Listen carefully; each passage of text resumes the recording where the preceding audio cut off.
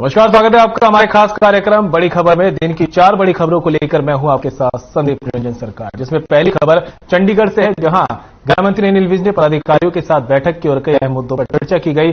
दूसरी खबर हरियाणा के कई जिलों में करोड़ों रुपए की गेहूं खराब होने के मामले में दिए गए जांच के आदेश को लेकर है। तीसरी खबर फरीदाबाद से है, जहां पुलिस ने अवैध नशे के खिलाफ लगातार कार्रवाई की। वहीं चौथी खबर गुरुग्राम से है और लगातार बढ़ रहे कुत्तों के हमलों से लोग जहां परेशान हैं, राह चलते लोगों को पता भी नहीं चलता कि उन पर अचानक हमला हो जाता है। वही एक फैसला भी आया है, पिटबुल के काटने को लेकर मालिक पर जुर्माना लगाया गया है।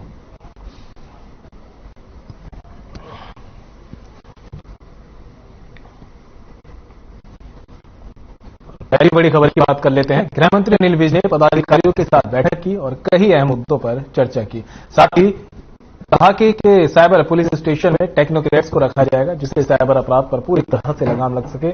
उन्होंने आज पुलिस अधिकारियों को निर्देश दिए कि हर जिले में कम से कम एक साइबर के संबंधित टेक्नोक्रेट रखने के लिए अन्य विभागों से प्रतिनिकुल पर टेक्नोक्रेट्स को रखा जाए। इसके अलावा आगामी 30 नवंबर को पुलिस पब्लिक कमेटियों का गठन किया जाएगा। बैठक के दौरान हरियाणा पुलिस नियमों के संबंध में भी चर्चा की गई और साथ ही मंत्री को अवगत कराया गया कि इस संबंध में एक कमेटी का गठन किया जाए, जो इस नियमों की जांच पर कार्रवाई कर रही है और इन नियमों को आगामी 31 दिसंबर 2022 तक आगामी कार्रवाई के लिए सरकार को रिपोर्ट सौंपी जाएगी। बैठक में विज ने कहा कि अंबाला और करनाल रेंज में कार्यरत पुलिस कर्मियों के पदोन्नति के संबंध में जल्द ही निर्णय लिया जाएगा और वरिष्ठता को मद्देनजर रखते हुए पुलिस कर्मियों की पदोन्नति की जाएगी। बैठक के दौरान आईआरबी बटालियन पुलिस की नई भर्ती, एसआईटी की रिपोर्ट, कबूतरबाजी के मामलों की रिपोर्ट के संबंध में भी चर्चा की गई। बैठक में गृह विभाग के अतिरिक्त मुख्य सचिव टीवीएसएन प्रसाद, पुलिस महानिदेशक पीके अग्रवाल, सीआईडी के अतिरिक्त पुलिस महानिदेशक आलोक मित्तल, अतिरिक्त पुलिस महानिदेशक समेत कई पदाधिकारी मौजूद रहे।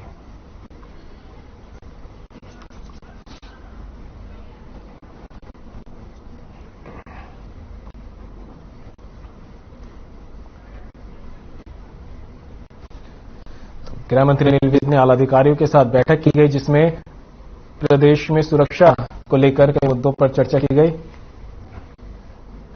खबर पर ज्यादा जानकारी के लिए हमारे सहयोगी स्वर्णजीत सिंह, ब्यूरो हेड चंडीगढ़ से हमारे साथ जुड़ चुके हैं। स्वर्णजीत, आपसे जानना चाहेंगे कि एक जो अहम बैठक गृह मंत्री अनिल विज ने की है, सुरक्षा के लिहाज से इस बैठक को काफी अहम माना जा रहा है। देखिए संदीप, बिल्कुल आज प्रदेश के गृह मंत्री अनिल विज ने आज सुरक्षा को लेकर के बैठक की है और कई अहम फैसलों पर चर्चा की गई है कि जो आने वाले समय में हरियाणा प्रदेश में खास तौर पर देखा जाएगा।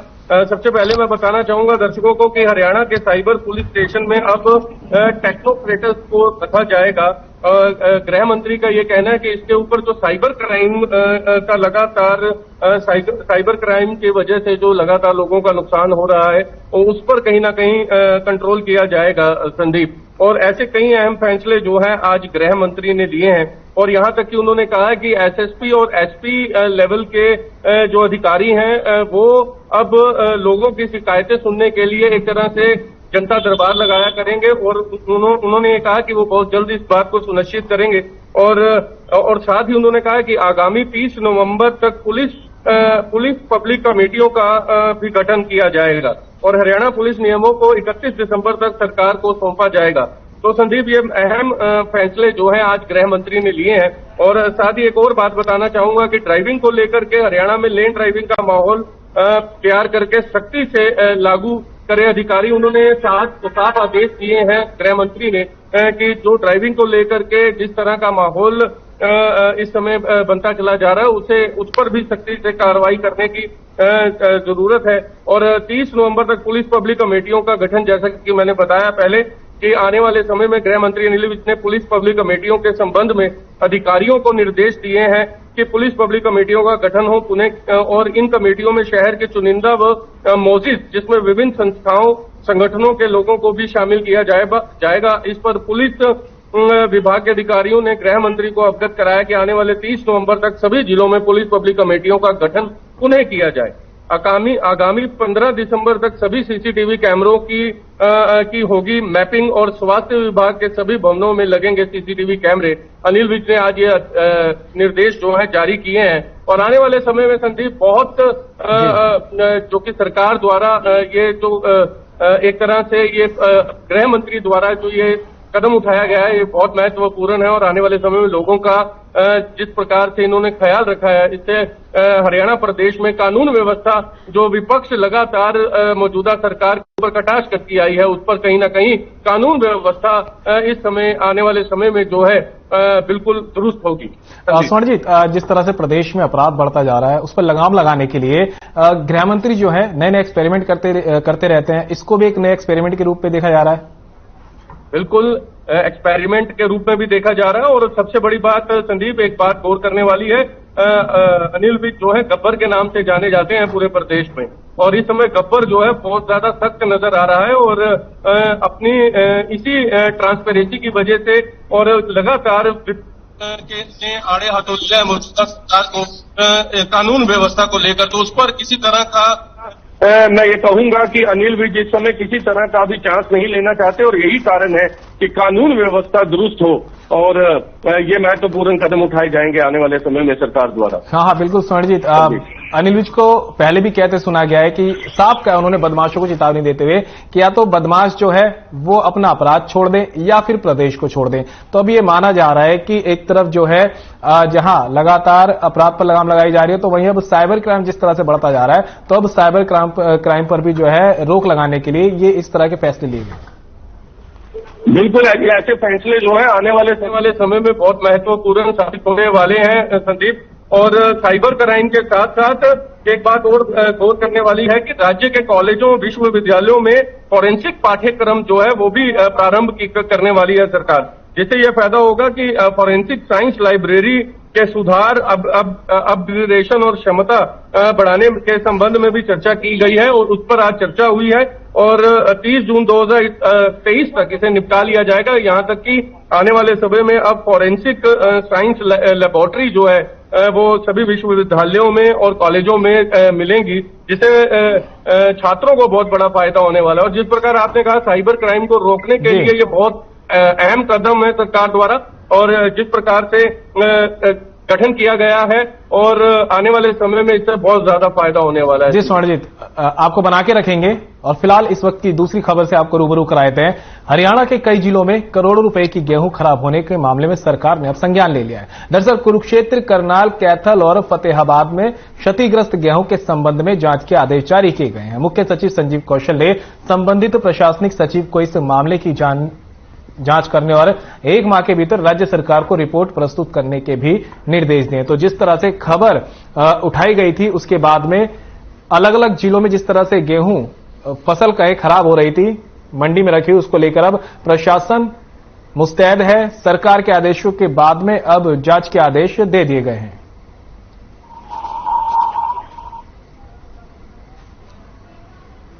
ठीक है,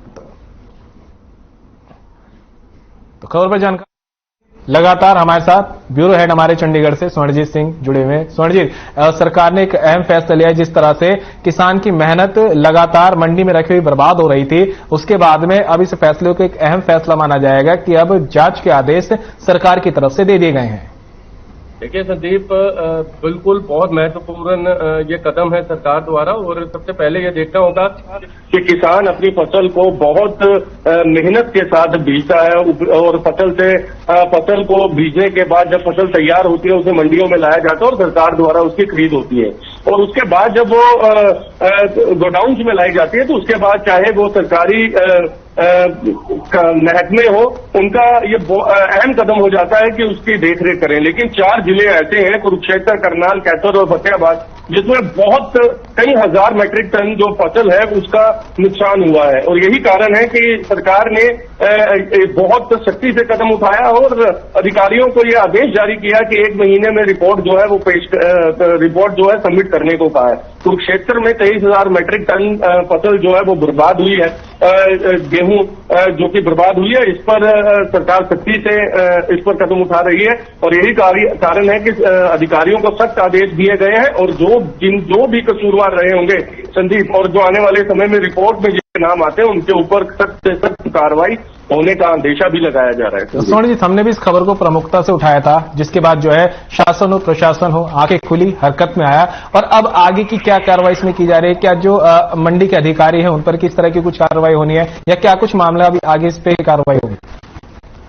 देखिए, अभी तो अधिकारी जो है वो जांच में जुटे हैं। सरकार द्वारा एक माह जो है उन्हें दिया गया है और इस समय किसी को भी बख्शा नहीं जाएगा। ऐसे सख्त आदेश जो है सरकार द्वारा जारी किए गए हैं और आला अधिकारी जो है जांच बड़ी प्रमुखता से ले रहे हैं और चारों जिलों में चंडीगढ़ से भी टीम जो है खासतौर पर वहां पहुंची है और बिल्कुल मंडी का अधिकारी हो चाहे वो किसी पद से संबंधित हो, अगर वो दोषी पाया जाता है तो उस पर सख्त से सख्त कार्रवाई होनी स्वाभाविक है।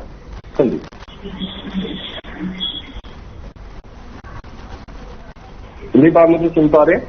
हाँ, स्वर्णजीत, मैं आपको बिल्कुल सुन रहा हूँ और जो तमाम जानकारी दी आपने उसके लिए आपका बहुत बहुत शुक्रिया। तो आपसे लगातार संपर्क करते रहेंगे और आगे जिस तरह से इसमें भी कार्रवाई होगी उसके लिए भी खबरों को उठाते रहेंगे। फिलहाल रुक करते तीसरी बड़ी खबर का। दरअसल फरीदाबाद पुलिस अवैध नशे के खिलाफ लगातार कार्रवाई कर रही है। इसी अभियान के तहत पुलिस ने नशा तस्कर अंगूरी देवी पर कार्रवाई की। रेलवे रोड में नशा तस्कर से बनाए गए अवैध मकान को पुलिस ने ध्वस्त कर दिया। पुलिस ने बताया कि नशा तस्करों के खिलाफ लगातार कार्रवाई की जा रही है। 2 महीनों से 6 से ज्यादा तस्करों की अवैध संपत्ति पर कार्रवाई की गई। तो तस्वीरें फरीदाबाद के, जहां पर नशा तस्कर अंगूरी देवी के अवैध मकान पर ही कार्रवाई की गई है। प्रशासन एक तरफ जहां नशा तस्करों पर नकेल कसने में लगा पड़ा तो वहीं दूसरी तरफ उनके नशे से अर्जित जो संपत्ति है अवैध तरीके से बनाई जो जा रही है उन पर लगातार शिकंजा कसता दिखाई दे रहा है। आप देख सकते हैं तस्वीरों में किस तरह से प्रशासन अवैध मकान को ध्वस्त करने पहुंच गया। हथौड़ों से जो है दीवारों को गिराया जा रहा है और लगातार प्रशासन मामले में कार्रवाई कर रहा है। अंगूरी देवी जो नशा तस्कर है उसका ये मकान बताया जा रहा है जो अवैध तरीके से अर्जित बनाया गया था। नशे से अर्जित की गई कमाई जो थी वो पूरी इस अवैध संपत्ति पर लगाई गई थी, जिसको अब प्रशासन ने ध्वस्त करने की कार्रवाई कर दी है।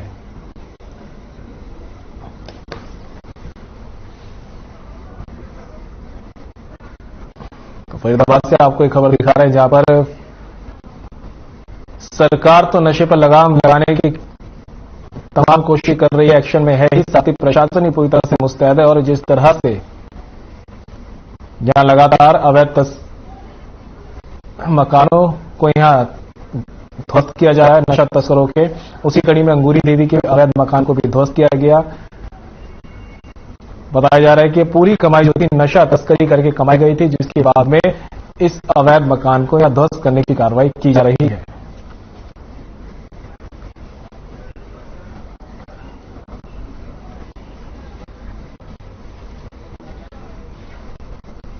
संजय गुप्ता फरीदाबाद से ब्यूरो हेड तमाम जानकारी के हमारे साथ जुड़ चुके हैं। संजय, इसे दोहरी मारी कहेंगे नशा तस्करों पर। एक तरफ जहां कार्रवाई लगातार की जा रही है वहीं दूसरी तरफ इसी कार्रवाई में उनके अवैध जो प्रॉपर्टी है उनको भी गिराया जा रहा है। बिल्कुल संदीप, जिस तरीके से हरियाणा सरकार ने ये बिल्कुल प्रण लिया हुआ है कि जितने भी नशा तस्कर हरियाणा में है उन पर सख्त से सख्त कार्रवाई की जाएगी। उन्होंने जो अपनी अवैध तरीके से जो ये अकू संपत्ति जमा की है उस पर भी कार्रवाई की जाएगी। देखिए, फरीदाबाद में ये तीसरी और चौथी बड़ी कार्रवाई होने जा रही है।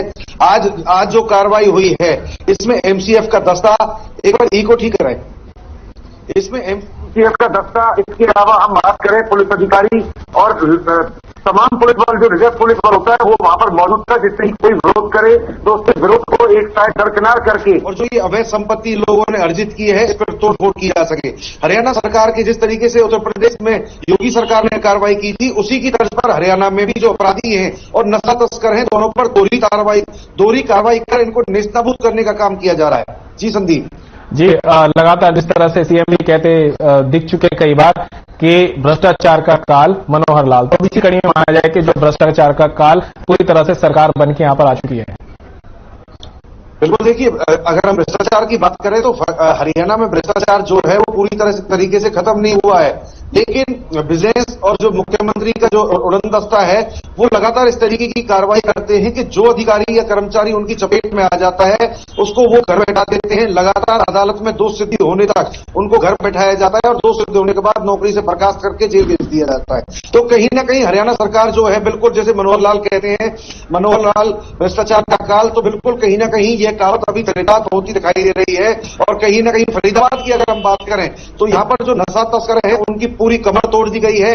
नशा लगभग 80 से 90% जो यहाँ पर गांजा, अफीम या फिर हम बात करें सुल्फा, इस तरीके की जो बिकते थे, नशे बिकते थे, उन पर 80 से 90% तक रोक लगाई जा चुकी है, लेकिन कहीं ना कहीं कुछ तस्कर अभी भी चोरी छुपे कार्य को अंजाम दे रहे हैं। और आने वाले समय में उम्मीद की जाती है कि क्राइम ब्रांच है, फरीदाबाद जो पुलिस है, उनके लगातार जो संयुक्त जो अभियान छेड़ा हुआ है उसमें उनको कामयाबी मिलेगी और नशा तस्करी फरीदाबाद में से पूरी तरह खत्म हो सकेगी। जी संदीप, आपसे एक और चीज जानना चाहेंगे संजय गुप्ता, ये जो अवैध संपत्ति यहाँ पर गिराई जा रही है अंगूरी देवी की बताया है तस्कर की, क्या कुछ और भी ऐसी संपत्तियां हैं जिनको चिन्हित प्रशासन ने किया है? जी बिल्कुल, 25 से 30 ऐसी संपत्तियां हैं जिनको जिला प्रशासन ने चिन्हित किया हुआ है। वो अपराधियों की भी है, नशा तस्करों के साथ वो अपराधी भी हैं जिनपे 3 से ज्यादा मुकदमे दर्ज हैं, उन पर ये कार्रवाई की जा रही है। मतलब जिनको हम आदतन अपराधी बोल सकते हैं, उन लोगों की, उन बदमाशों की लिस्ट पुलिस ने बनाई हुई है। हालांकि कुछ जो इस तरीके के अपराधी हैं वो कोर्ट की शरण में पहुंच गए हैं, जिससे कि पुलिस की कार्रवाई है थोड़ी धीमी नजर आ रही है। लेकिन आने वाले समय में जैसे ही कोर्ट का कोई आदेश आएगा उसके बाद में ये जो कार्रवाई चल रही है और प्रभावशाली सिद्ध होने वाली है। संजय, जो ये है अंगूरी देवी है तस्कर, ये क्या पुलिस की गिरफ्त में या पुलिस की गिरफ्त से बाहर है, या पुलिस अभी इसको शिकंजे में लेने में कोशिश में लगी हुई है?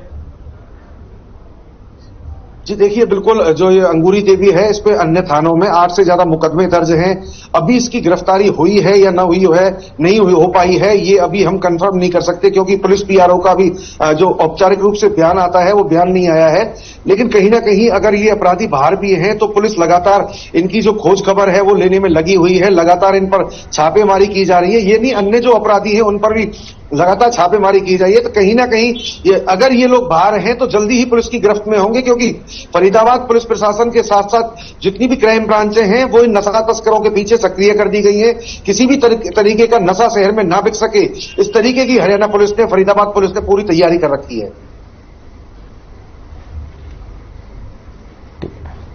संजय, तमाम जानकारी के लिए आपका बहुत बहुत शुक्रिया।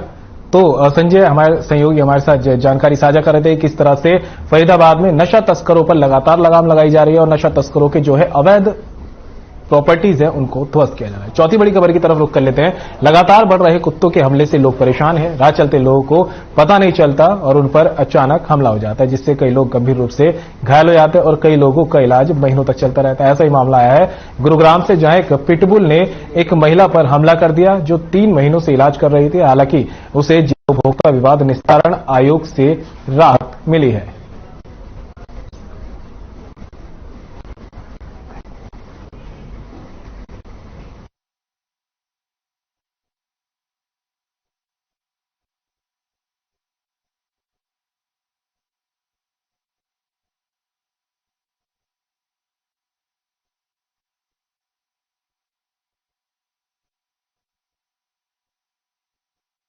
तो गुरुग्राम का मामला है जहां पर पिटबुल डॉगी ने महिला पर हमला कर दिया था। अब पिटबुल डॉगी के मालिक पर जो है जुर्माना लगाया गया है। 11 अगस्त को ये हमला किया गया था।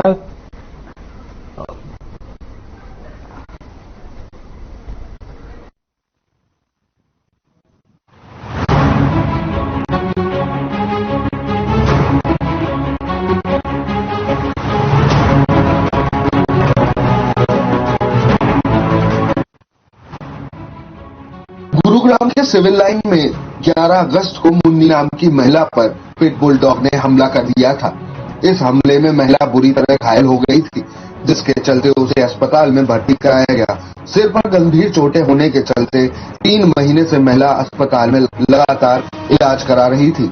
इस दौरान महिला की किसी भी तरह की कोई मदद नहीं की गई, जिसके चलते उसकी घर की माली हालत खराब हो गई। नहीं, जिस डॉग ने महिला को घायल किया था उसके मालिक ने भी किसी भी तरह की आर्थिक सहायता नहीं की, जिसके चलते कोर्ट का दरवाजा खटखटाया गया। इस पूरे मामले में जिला उपभोक्ता विवाद निस्तारण आयोग की तरफ से फैसला सुनाया गया है कि पीड़ित महिला को 2 लाख रुपए का मुआवजा दिया जाए और जिस डॉग ने महिला को घायल किया था उसे नगर निगम पकड़कर एनजीओ को सौंपे। उसने एक इतना सीरियस अटैक किया एक मिड के ऊपर, जो इसके पिछले हेड का हिस्से को बहुत ब्रूचली उसने उसको अटैक करके और उसका रिमूव कर दिया। ऑलमोस्ट उसकी डेथ ही लगभग होने वाली थी उसकी डेथ, लेकिन उसको किसी वजह से किसी तरीके से बचाया गया और उसके बाद पुलिस ने एफआईआर लॉन्च करी। मेरे ही इंसान पे, वरना पुलिस शायद एफआईआर लॉन्च भी ना करती। बड़े मुश्किल से एफआईआर लॉन्च कराई गई उसकी, क्योंकि वो पुअर लेडी थी, कोई उसकी हेल्प करने को तैयार नहीं था। समाज सेवी संस्थाओं ने पीड़ित महिला मुन्नी की सहायता की और उसके इलाज के लिए आर्थिक मदद भी की। इतना ही नहीं, समाज सेवी संस्थाओं के मार्फत ही कोर्ट में इस पूरे मामले को दायर कराया गया, जिसके तहत अब यह फैसला आया है। हालांकि कोर्ट की तरफ से यह फैसला सुनाया गया है कि जिस तरह डॉग के हमले द्वारा कई मामले सामने आए हैं, दरअसल मुन्नी नाम की महिला घरों में काम करती थी और अपनी आजीविका चला रही थी, लेकिन कुत्ते के हमले में घायल हुई यह महिला पिछले काफी समय से घर पर ही इलाज करा रही थी, जिसके चलते उसकी आर्थिक हालत खराब हो गई और घर की गुजर बसर नहीं हो पा रही थी। कोर्ट ने इस पूरे मामले को गंभीरता से लेते हुए इस पर फैसला सुनाया है। कोर्ट में दायर याचिका में साफ किया गया है कि इस तरह के डॉग की ब्रीड पूरी तरह से रोक लगाई जाए। राखी पूर्णिमा के दिन 11 तारीख मैं काम पे जा रही हूँ, उस टाइम कुत्ते कटा। क्या काम करते हो? मैं कुटी वाले घर में काम करती हूँ। अच्छा, फिर कुत्ते ने काटा, उसके बाद कितने दिन एडमिट रहे, कहाँ का इलाज चला, दिल्ली भी रेफर करा आपको? इधर 2 अस्पताल गई थी, 31 सेक्टर 10 सेक्टर गई थी, नहीं लिया। इस हरदोल में मैं गई थी, उधर 5 दिन रही थी, उधर ट्रीटमेंट करती। अच्छा, मैं तो उस टाइम सोया था, जब वो चला गया था, काम पे जा रहा था, तो मेरे को बोला मैं काम पे जा रहा हूँ। मैं ठीक है जाओ। तो मैं सोया था, तो ठीक यहाँ से घर से निकलने के बाद 10 मिनट बाद एक फोन आया मेरे को। फोन आया, बोल रहा है भैया आपका बीवी को डॉग ने काट लिया, आप नीचे आइए। तो हम बोला ठीक है आ रहा है। तो ऐसा करते करते हम जब सीढ़ी के नीचे गया है, जाके देखा एकदम सीढ़ी में पड़ा हुआ है, पूरा शरीर में खून है, एकदम पड़ा हुआ है। तो हम उसको देख के हमारा भी चक्कर आ गया था उस टाइम। तो वहीं पीड़ित परिवार की माने तो उन्हें आज भी इलाज कराना पड़ रहा है और दिल्ली से लेकर गुरुग्राम तक उनका इलाज चला। और आज भी जब वह इस घटना को याद करते हैं तो उनकी रूह कांप जाती है। लेकिन पीड़ित परिवार का कहना है कि इस तरह के खतरनाक जानवर न केवल दूसरों के लिए बल्कि पालने वालों को भी मौत के आगोश में सुला सकते हैं। इसीलिए इस तरह के जानवरों को ना पालें तो अपने साथ साथ दूसरों की जिंदगी भी खतरे में डालने से बचाई जा सकती है। गुरुग्राम से सुशील सिंह की रिपोर्ट। और फिलहाल इस बुलेटिन में मेरे साथ इतना ही, दीजिए इजाजत। नमस्कार।